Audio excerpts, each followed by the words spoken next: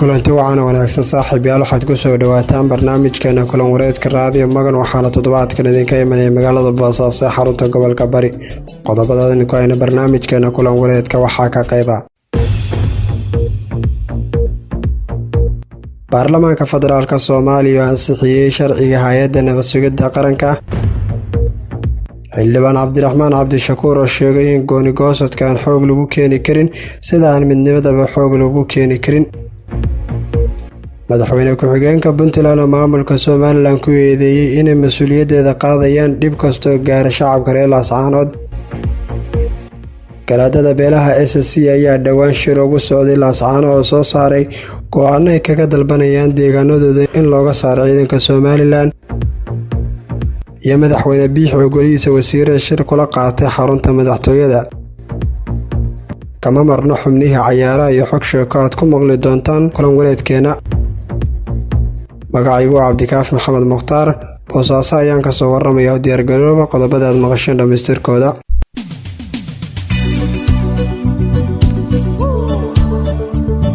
barnaamijka kulan wareedka waxa uu barnaamijkan ka mid yahay barnaamijyada dhaxalgalka ee lagu baahiyo mareegaha raadiyo magan ku leenahay sida YouTube channelka iyo mareegtana Facebook ee raadiyo magan. kulan wareedka waa barnaamij lagu soo saaro jil cusub oo suxufiyiin ah kuwaas oo maanta ka mid ah suxufiyiinta ugu codkarsan ee ku caanbaxay gudbinta iyo soo bandhigista warbixinada kuwooda ugu xiisada iyo xamaasada leh. ku darso barnaamijkan waa kii ugu horeeyay lagu baahiyay baga raadiyo magan. sidoo kale barnaamijka kulan wareedka waxaa dib u habeen lagu sameeyay xubnaha lagu sii dhexdaayo barnaamijka iyadoo lagu soo kordhiyo xubinta xog sheeko.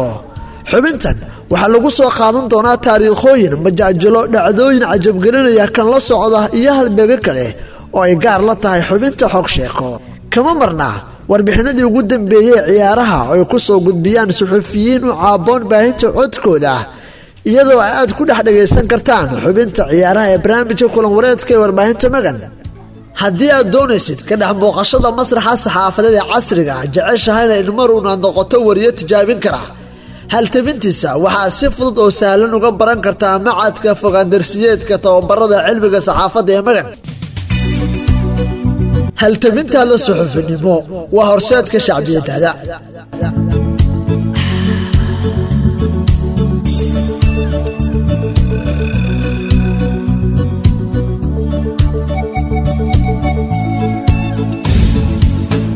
waa tahay aanu tallaabo barnaamijkeena waxaan soo qabanayaa dhankii qodobada aad maqasheen faahfaahintooda.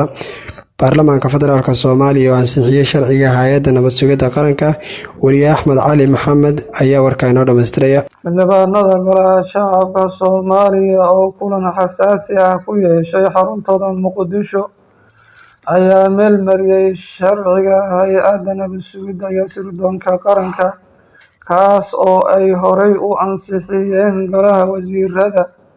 sharcigan oo ah mid muhiim ah ayay golaha marsiiyeen ilaa 3 akhris oo ay ugu doodayeen. sharcigan oo noqday kii ugu horeeyay oo ay yeelato NISA ilaa 144 xildhibaan ayaa si aqlabiyad leh ugu codeeyay. sharcigan waxaa ka aamusay 3 xildhibaan waxaana diiday 1 mudane.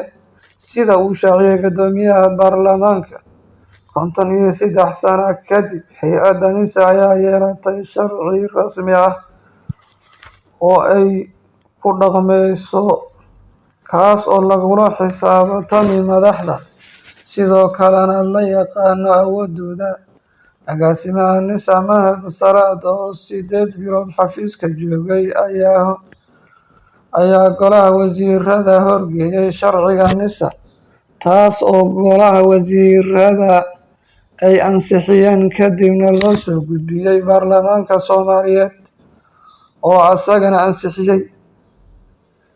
sidoo kale sharcigan ayaa si toos ah ugu soo gudbi doono xubnaha golaha aqalka sare si ay ugu doodaan una meelmariyaan kadibna xafiiska madaxweynaha u saxiixo.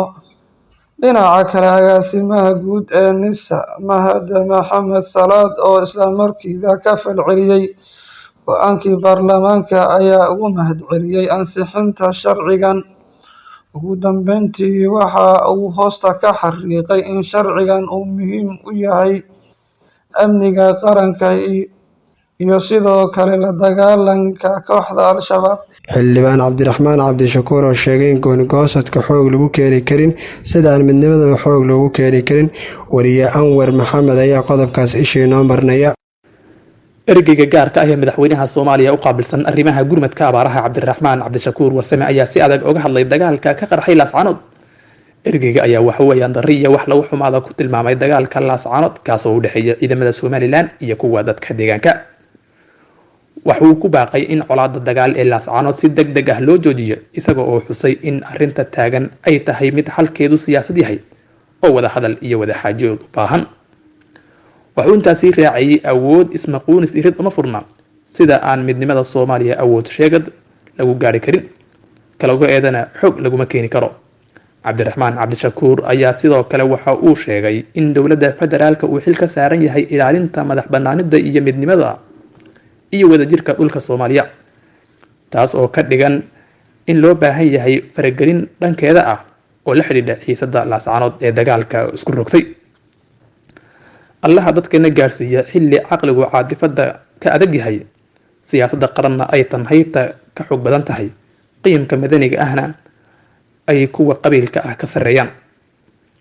iska hor imaadka Laascaanood ayaa waxaa ka dhashay khasaare kala duwan waxaana ilaa hata la xaqiijiyay in ay dhinteen 13 qof halka 40 kalena ay ku dhaawacmeen. sidoo kale waxaa la sheegayaa in ay jiraan dhaawacyo kale. madaxweyne ku-xigeenka Puntland oo maamulka Somaliland ku eedeeyay inay mas'uuliyaddeeda qaadayaan dhib kasta oo gaara shacabka reer Laascaanood. wariye Cabdirashiid Siciid Rashka ayaa qodobkaasi inoo dhammaystiraya. dowlad goboleedka Puntland ayaa si kulul u xambaariyay dagaal shalay ka qarxay Laascaanood kaasoo u dhaxeeya ciidamada Somaliland iyo kuwa deegaanka. madaxweyne ku-xigeenka Puntland Axmed Karaash ayaa fariin u diray beesha caalamka iyo bulshada Soomaaliya. waxa uu sheegay in waxa ka socda Laascaanood aan indhaha laga qarsan karin mas'uuliyadda qaadayo Muuse Biixi. waxaana bulshada Soomaaliyeed iyo caalamka u cadeynaya in dadka shacabka la xasuuqay iyagoo masiirkooda ka tashanaya aan ahayn waxa indhaha laga qarsan karo. mas'uuliyadda wixii halkaas ka dhacana uu qaaday maamulkaas ayuu yiri. sidoo kale waxa uu cadeeyay mowqifka Puntland ku aadan go'aamadii ka soo baxay ismada dhaqanka iyo waxgaradka kale deegaanka SSC isagoo sheegay in ay ku garab taagan yihiin maamul ahaan. anigoo ku hadlaya magacayga golayaasha dowladda Puntland waxaa si buuxda ku soo dhaweynaya go'aamada bulshada deegaankaas. waxay daris la noqdeen xasuuq iyo barakac joogta uu ku hayo maamulka Somaliland isagoo doonaya inuu cabrin iyo agjuglin ku maamulo ayuu yiri Axmed Karaash. si kastaba ha ahaatee iska hor imaadkan Laascaanood ayaa waxaa ka dhashay khasaare kala duwan. waxaa ilaa hadda la xaqiijiyay 13 qof 40 kalena ay ku dhaawacmeen. ku baro saxaafadda si fogaan darsiyeed ama online adigoo jooga gurigaaga ama goob walba. ma tahay qof ku dhiban fikirka dhiibashada dadka hortooda mise jeclaan lahayd in aad awood u yeelato in aad dadka hortooda ku soo bandhigto waxa aad muujinayso. ma ahayd qof hami sare ka leh inuu noqdo suxufi wax soo saar leh oo xirfadiisa u qarsoon u bandhigi kara bulshadiisa. ma ka mid tahay arday hore saxaafadda u soo bartay balse aanan helin tababarkii uu u baahnaa. intaas iyo inka badan waxaad ka heli kartaa adigoon isdhibin waqti iyo tirsboorna kaa bixin ayaad ku baran kartaa saxaafadda. waxaana kuu fududeeyey tilmaamahaas macadka fogaan darsiyeedka iyo tababarka cilmiga saxaafadda ee Magan. haddii aad danaynayso ka mid noqoshada dufcada cusub ee la diiwaangelinayo waxaad kala xiriiri kartaa tirsimaha kale ah #682 34 89 ama #612 68 haddaba noqo baraha qarsoon ee bulshadiisa. taasna waxaad ku gaari adigoo si bayaan ah u barta barashada mihnada saxaafadda. dhanka kalena markan waxaan soo qabanaynaa xubniya cayaaraha waxaana la diyaara wariye Maxamed Aadan Cali.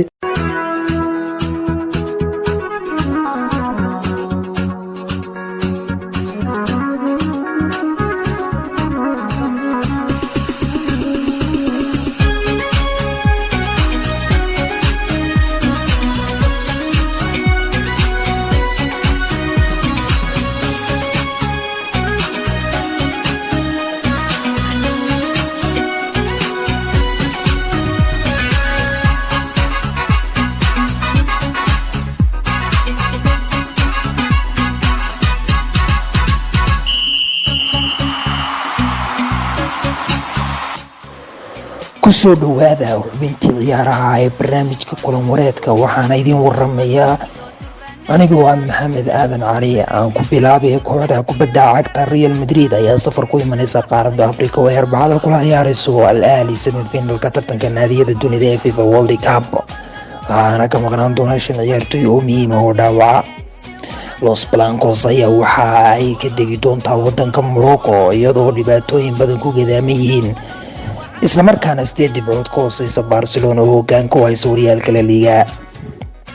Karim Benzema iyo Eder Militao ayaa liiska maqnaanshaha lagu daray toddobaadkii hore iyagoo seegay ciyaartii Mallorca, waxaana kasii horeeyay oo muddo bilooyin maqnaa Lucas Vazquez iyo Mendy. dhanka kalena musiibo weyn ayaa ku habsatay wadanka Turkiga oo dhul gariir weyn oo ka dhacay ay ku dhinteen dad tiradooda sare loo dhaafiyay 2,000 oo qof, waxaana gurmad iskaga yimid adduunyadu ay faqayaan burburkii guryaha oo la rumaysan yahay inay dad badan ku hoos jiraan. dhanka kalena dad la raadinayay aan geeri iyo nolol midna lagu haynin ayaa waxaa ku jira xidigii hore ee Chelsea iyo Newcastle United garabka weerarka uga ciyaari jiray ee Christian oo la sheegay inuu ku hoos jiray dhismayaasha burbursan. 31 jirkan waqti ka tirsan kooxda Hotspur oo xagaagii ku biiray ayaa waxa uu ka mid yahay dhowrka ciyaartoy oo kale oo kooxdiisa oo ku dumay guri ay deganayeen abbaaro waqtigii salaada subax ee xilliga Turkiga. ugu dambeyntiina xubin ka tirsan Arsenal ayaa gudoomiye u noqonaysa guddida madaxa bannaan ee loo xilsaaray eedeymaha loo haysto Manchester City inay ku xadgudbeen sharciga dhaqaale wanaagga Premier League. kooxda difaacanaysa horyaalka ayaa waxaa 100 dembi in ka badan ku soo oogtay maamulka Premier League, iyagoo dembiyadaas ay galeen intii u dhacaysay 2009 ilaa 2018. City waxay haatan wajahaysaa in dhibco laga jaro, halka sidoo kale xayiraad laga saari karo suuqa kala iibsiga. waxaa sidoo kale la xadidi karaa lacagta ay kharash gareynayaan, waxaana macquul ah in laga xayuubiyo koobabka ay hore ugu guuleysteen. halkaana waxaan ku hakinayaa xubintii ciyaaraha anigoo maxamed aadanna waa idiin soo jeedinayay. aan idinku celiyo qaybaha kale iyo kulan wareedka. hagaag haddaan halka uga tallaabo markan waxaan aadayaa xubnihii xog sheeko, waxaana soo jeedinaya wariye Anwar Maxamed. kusoo dhawaada xubinteennii xog sheeka. waxaan idin waramahaya anigoo Anwar Maxamed Xasan. xubinteenna xog sheeka ayaan maanta waxaan kusoo qaadan doonaa qiso cajiib ah. qisadan oo ku dhacday nin dhallinyaro ah. waxa uu ahaa nin dhallinyaro ah oo caqli badan. wiilkan ayaa wuxuu guursaday amaba qabay gabadh. xaafadiisa hadduu joogo iyo hadduu xaafado kala joogaba nin sheeko badan iyo nin sheekaya toona midna musa ahayn, laakiinse waxaa meesha ku jirta inuu aad iyo aad u caqli badan yahay. gabadhii uu qabay ayaa mawshin ka geysay markay u bogi weyday hadalladiisa aad ku gaaban aan awoodda badan lahayn. waxay uga dacwootay aabbihii dhalay oo ay ku tiri, aabbe ninkani qabo nin hadla maaha, nin ila sheekaysta maaha, nin ma garanaysayay hadal badan ma aha. aabbihii ayaa damcay ninkan inuu la kulmo oo dhaho, adeer maxaa kaa khaldan, sidee wax u jiraan? aabbihii intaas waa uu ka cudur daartay, waayo nin gabadhiisa qabo inuu intaa ku dhaho way la fool xumaatay. aabbihii ayaa wuxuu sameeyey nin dhallinyaro oo kale ayuu u xilsaaray oo uu ku yidhi, waxaad samaysaa maanta reerka ayaad u sahaminaysaan, walaysahan waa la garanayaaye waxaanad israacaysaan adi iyo wiilkaas gabadhayda qabo. dee meesha sahan kuma jira ee waxaa ninkaasba ninka lagu baadhi rabaa. waxaa lagu yidhi wax alla wuxuu uu ku dhaho ama uu kula sheekaysto waa inaad soo qortaa, kadibna caaw markaad timaadaan aad ma garanaysaaye wix alla wuxuu ku yidhi aad noo sheegtid ama aad ii sheegtid aniga. ninkiiba uu tegay uu yidhi reerkaan u saaminaynaa. waxaa la yidhi adiga iyo adigaba labadeennaba aan u saamina reerkee ina keenan yahow.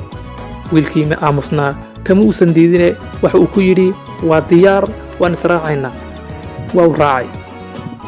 duleedka reerka markii lasii marayo ninkii aamusnaa ayaa hadlo wuxuu ku yidhi, nin yahow ifuul ama aan ku fuulo. ninkii waa uu yaabay, ifuul ama aan ku fuulo maxaad ugala jeedaa? wax su'aalo wax jawaaba kamuusa dabakeenin waa uu socday. ninkii intaa markii lagu yidhi waa uu sii qortay isagana, ilaan hadalkii koowaad ee laga hayaba waa inta. cabbaar baa la socday. waxaa lagu soo baxay reer geedi ah oo wadahaya oo awrtu u raran tahay. reerka ayuu hor istaageen, waxaana hadlay ninkii lagu tuhmahayey inuu yahay nin doqona. Wax uu ku yidhi reerku ma degan yahay mise waa geedi. Ninkii la socday iyo dadkii xoolaha geediga watayba waa ay la yaabeen. Waxay ku dhaheen ma doqon baa tahay ma waalan tahay reerku inuu geediyaha socdo waad aragtaaye. Su'aashaadna weydiinaysa waaba su'aal nooc kale ah seed u hadlaysaa. Waxaa dhacday in uusan wax jawaaba uusan ka bixinin oo ay iska sii socdayba. Kii kale la soo daba dhigayna maanta la ninka ma soo ogow waa asagana tiina sii qortay. Halka waxaan ku haynaa laba su'aalood oo kala ah ifuul aan ku fuulo uu jawaabteedii uu garan waayay ninka la socday iyo su'aasha labaad ee ah reerku ma geediba mise waa uu degan yahay. taasoo ay la yaabeen waa laga socday. waxaa dhacday in ay ku soo baxaan labadoodii nin la aasayo marka macnaha xabaashi loo diyaariyey la xabaali rabo.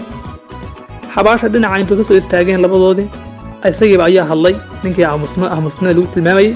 kadib wuxuu yidhi inaad xabaal qodaysaan waaban arkaaye ninka aad aasaysaan ma dhintay mise waa nool yahay. dadkii ninka aasaya hal mar soo fiiriyey iyo kii la socdayba way yaabeen. waxa ay ku dhaheen xagee baad ku aragtay qof nool oo la aasayo. wax jawaaba muu siinin waa uu ka socday. waa la soo rogmaday waxaa lagu soo noqday ciddii baa la dul yimaaday oo reerkii baa la yimaaday. mar haddii reerka la yimaaday waxaa meesha ka soo baxayso in la waraysto nimankii reerka u sahmiyey maanta. sida la og yahayba markay u sahmayso dadkii wax u sahmiyey waa la waraystaa maanta waxay soo arkeenba. odaygii sodogaha ayaa yidhi ninka ha loo waco su'aalahan ha ka jawaabee waayo su'aalahan la garanaynin isaga ayaa keenay. su'aalahanna isaga ha lagu waco kugu yimaaday. su'aalihii baa mid loo weydiiyey. waxaa la yidhi kuwa markaad baxdeen waxaad tidhi ifuul aan ku fuula ninka ku tidhi maxaad oola jeeday baa layidhi ifuul amaan ku fuulo. wuxuu kaga jawaabay ifuul ama aan ku fuulo waxaan ka waday ii sheekee ama aan kuu sheekeeyo. ileen laba qof markay wada marayaan mid baa sheeko bilowday.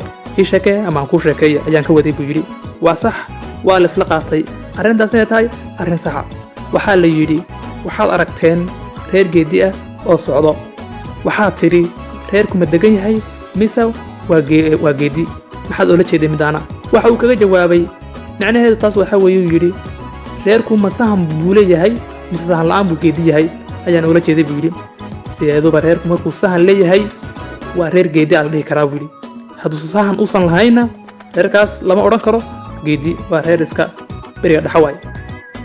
taasna waxaa la isku raacay inay arrinta ay tahay arrin saxa. su'aasha saddexaad u dambaysa waxaad tidhi waxaad aragteen nin la aasayo.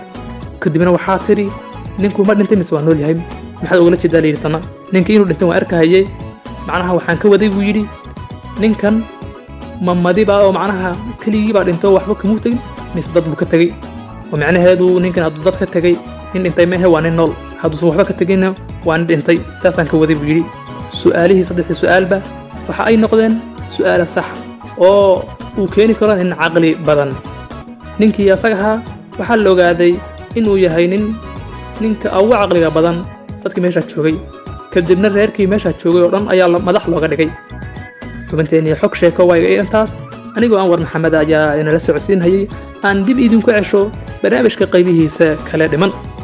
waa tahay weli waxaad la socotaan bandhigeena kulan wareedka warbaahinta magan oo soo qabanaya dhankii qodobada barnaamijkii noo haray. garaadada beelaha SSC ayaa dhowaan shir uga socday laascaano oo soo saaray go'aano ay ku dalbanayaan deegaanadooda in looga saaro ciidanka Somaliland.